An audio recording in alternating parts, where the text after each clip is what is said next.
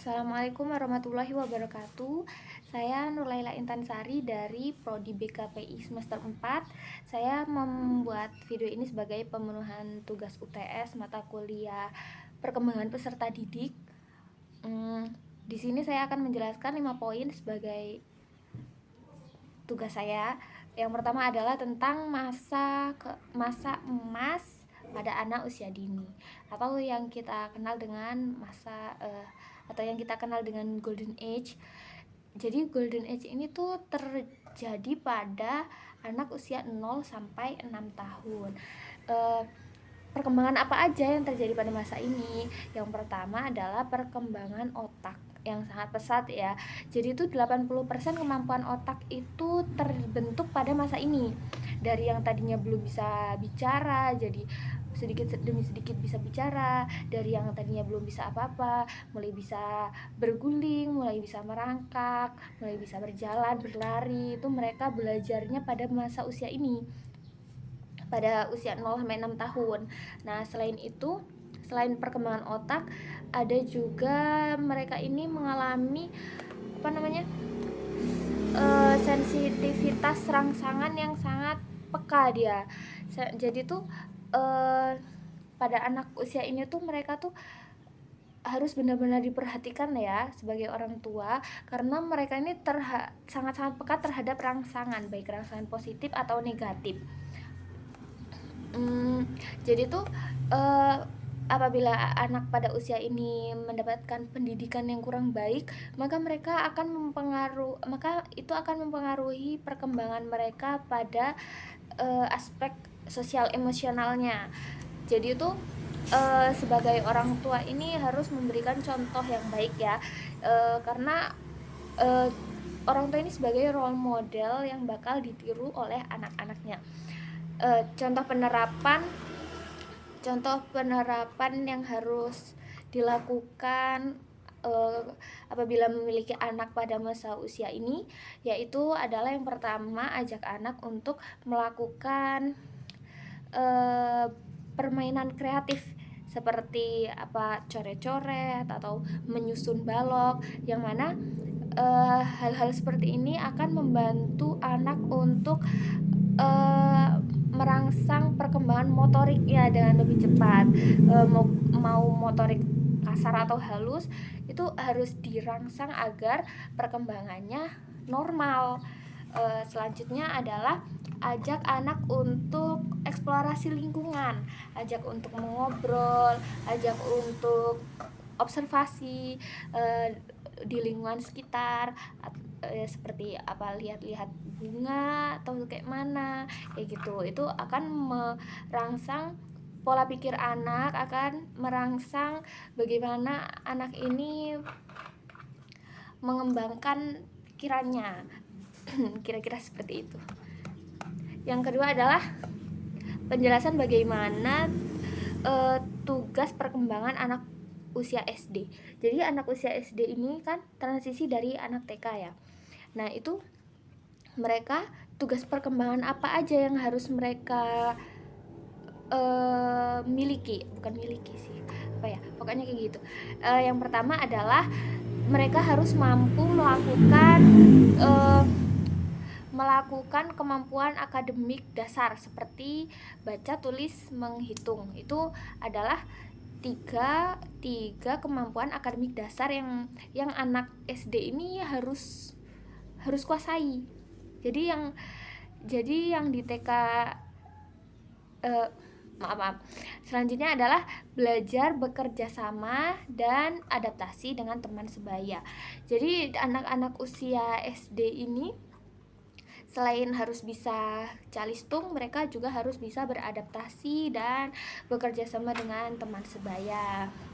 Yang terakhir adalah belajar untuk memiliki sikap disiplin, mandiri, dan tanggung jawab terhadap dirinya sendiri. Jadi anak SD, terutama anak-anak yang usia akhir-akhir masa SD, kelas 5, kelas 6, itu mereka tuh harus benar-benar memiliki sifat mandiri, memiliki rasa tanggung jawab terhadap dirinya sendiri, terhadap pekerjaan rumah misalnya, terhadap hal-hal remeh-temeh tentang dirinya sendiri, seperti misalnya baju kotor, mereka harus sudah bisa masukkan baju kotor di tempatnya, kayak gitu, itulah kira-kira. Selanjutnya problematikanya apa aja sih yang dialami oleh anak usia SD ini? Problematikanya yaitu yang pertama adalah kesulitan adaptasi sosial. Jadi yang tadinya di TK mereka kayak asik-asik mainan, kok di SD mereka kayak lebih serius gitu hidupnya, kayak gitu. Jadi tuh mereka juga kan ketemunya teman-teman baru, jadi mereka tuh kesulitan dengan adaptasi sosial itu tadi. Yang kedua, kurangnya minat belajar. Nah, yang tadinya di TK mereka belajar sambil bermain, kok di SD cuman belajar aja. Nah, karena itulah mereka bisa mengalami kekurangan minat belajar sehingga menurunkan motivasinya untuk belajar. Nah, yang terakhir adalah tekanan akademik. Nah, itu tadi, mereka tuh biasanya karena kok belajar doang, dalam pikiran mereka kok belajar doang, mereka tuh jadi mudah stres. Nah, bagaimana sebagai guru BK untuk mengatasi hal-hal tersebut? Yang pertama adalah dengan pendekatan personal. Maksudnya kita sebagai guru BK bisa mengajak siswa untuk konseling individu, ya bisa dikatakan, dengan mengajak mereka berdiskusi terhadap permasalahan apa yang mereka alami, mencari solusinya bersama. Dan tentu saja kita harus melibatkan orang tua dalam menangani masalah ini. Nah, selain itu, misalnya dengan masalah motivasi belajar yang menurun, kita bisa gunakan kita bisa memberikan penguatan positif, seperti memberikan apresiasi, memberikan pujian, seperti itu, untuk dapat meningkatkan motivasi belajar anak usia SD. Nah, selanjutnya adalah soal ketiga, tentang perkembangan kognitif dan problematikanya. Nah, menurut Piaget, kayak mana cara bacanya ya, Piaget? Itu perkembangan kognitif ini terjadi menjadi 2 tahap. Yang pertama, untuk anak usia SD, anak usia sebelum SD sampai usia SD, mereka ini mengalami tahap perkembangan operasional konkret, yang mana cara berpikir mereka itu sudah mulai logis. Jadi tuh mereka sudah benar-benar bisa berpikir secara logis, tapi masih tetap membutuhkan contoh nyata. Kayak misalnya mereka tuh paham kalau 5 apel tambah 2 apel tuh 7 apel, tapi mereka tuh masih belum bisa memahami betul tentang tentang simbolisme, kayak gitu. Kan ini mereka udah tahu logisnya 5 apel tambah 2 apel itu sama dengan 7 apel. Tapi kalau mereka diberikan pemahaman simbolik semacam ini tapi yang berbeda, mereka tuh masih kurang bisa mencerna, seperti itu kira-kira. Pemikirannya sudah logis tapi masih butuh contoh nyata. Itu adalah tahap operasional konkret pada anak usia SD. Selanjutnya adalah pada anak usia SMP ke atas, mereka itu disebut dengan tahap operasional formal. Nah, tahap operasional formal ini mereka sudah bisa berpikir abstrak, mereka sudah bisa berpikir bagaimana ke depannya, seperti hipotesis. Jadi contohnya seperti mereka tuh sudah bisa berdiskusi dengan argumen yang logis, kayak gimana kalau begini, gimana kalau begitu. Mereka sudah bisa berpikir tentang hal yang abstrak, kayak gimana begini, gimana begitu gitu. Nah, problematika problematika perkembangan kognitif itu apa aja? Yang pertama, ada beberapa anak memang mengalami kesulitan dalam berpikir abstrak, kayak mereka tuh kayak kurang bisa berpikir kayak membayang-bayangkan kayak gitu pokoknya. Selanjutnya, problematikanya di era ini mereka banyakkan teralihkan oleh oleh teknologi digital, kayak mereka tuh cuman main game aja itu, sehingga kemampuan berpikir abstraknya tumpul begitu, kayak otaknya ini kurang dipakai untuk berpikir gitu. Nah, terus problematika yang terakhir yaitu ketidakseimbangan perkembangan kognitif siswa, karena kan anak-anak ada yang pintar, ada yang kurang pintar begitu, kayak perkembangan kognitif anak kan berbeda-beda, jadi ada ketidakseimbangan yang terjadi di situ. Nah, solusinya kayak mana? Yang pertama adalah gunakan alat peraga atau media visual untuk membantu siswa memahami materi. Jadi kayak gunakan alat peraga yang menarik agar anak tuh lebih paham tentang suatu konsep yang kita ajarkan gitu misalnya.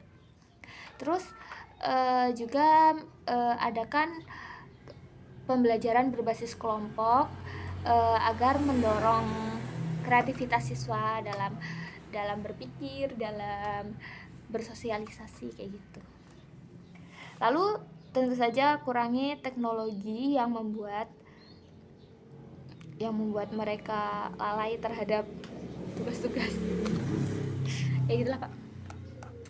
Yang soal keempat adalah problem sosial dan penyesuaian diri pada siswa SMP. Jadi problem sosial yang terjadi pada siswa SMP adalah yang pertama biasanya yaitu konflik dengan teman sebaya. Jadi itu karena siswa SMP kan kayak sukanya geng-gengan gitu. Nah, jadi di situ mereka tuh rentan terjadi bullying, rentan terjadi kesalahpahaman kayak gitulah, miskomunikasi dan sebagainya. Selanjutnya adalah peer pressure. Peer pressure ini tuh maksudnya adalah tekanan untuk mengikuti kelompok teman sebayanya, kayak misalnya teman-teman pada main game ini, aku juga harus ikut main game kayak gitu. Terus teman-teman pada nongkrong di sini, aku juga mau ikut nongkrong di situ. Jadi tuh ada dorongan bagaimana dia harus mengikuti apa yang dilakukan oleh teman-teman sebayanya, itu disebut dengan peer pressure. Terus selanjutnya adalah krisis identitas. Ini tentu saja problematika yang normal terjadi pada anak usia SMP, karena mereka tuh sedang pada masa-masa mencari jati dirinya ya. Jadi mereka tuh kayak krisis identitas itu tadi. Ini ini adalah masa yang normal terjadi pada anak usia SMP, namun tentu saja ini menjadi suatu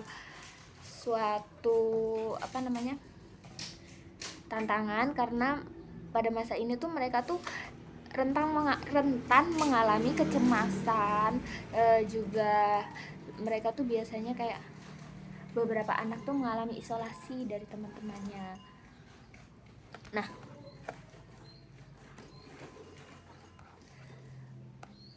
bagaimana cara penyesuaian diri atas problematika yang mereka alami ini? Jadi itu anak-anak usia SMP ini mereka harus belajar menyeimbangi perkembangan fisiknya, emosional dan sosialnya. Jadi itu mereka harus adaptasi dengan benar bagaimana mengelola emosinya, karena kan mereka pada masa-masa puber.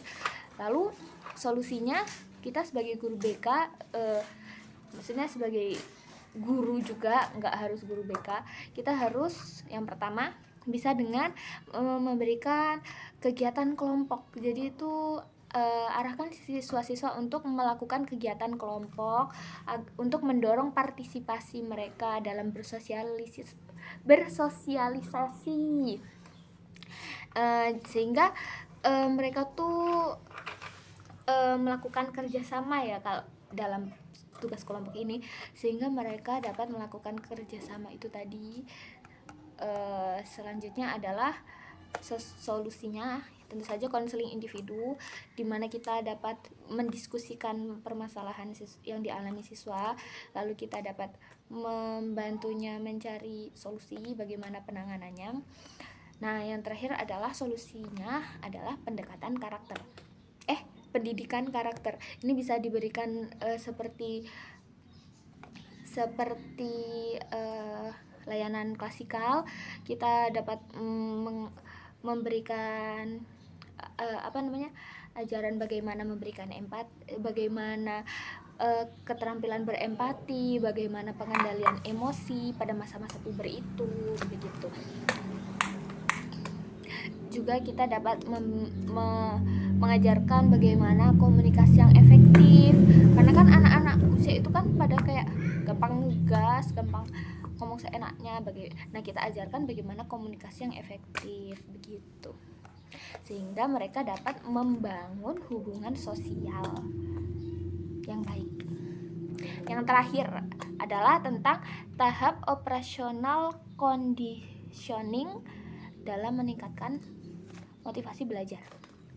Nah, operan conditioning adalah teori dari Bapak Skinner yang menjelaskan tentang penguatan atau reinforcement dan hukuman atau punishment. Jadi tuh bagaimana tahap operasional conditioning ini, operan conditioning ini? Yang pertama adalah identifikasi apa perilaku yang kita harapkan pada seorang anak ini. Misalnya kita mau anak ini mengumpulkan tugas dengan tepat waktu, karena biasanya dia ini jarang kerjain tugas pun dia telat-telatan kayak gitu. Nah, misalnya kita permisalkan identifikasi perilakunya adalah mengumpulkan tugas tepat waktu. Nah, bagaimana agar anak ini melakukan apa yang kita harapkan? Bisa dengan penguatan positif. Penguatan positif ini bisa dengan diberikan penghargaan. Misalnya dia sudah bisa mengumpulkan tugas tepat waktu, kita berikan nilai tambahan atau kita berikan apresiasi seperti itu. Nah, juga dapat kita berikan penguatan negatif, yaitu dengan menghapuskan sesuatu yang dia tidak suka. Kayak misalnya kalau anak ini sudah melaksanakan tugas dengan tepat waktu, kita kurangi tugas tambahannya sehingga dia kayak merasa ringan hati mengerjakan tugas itu.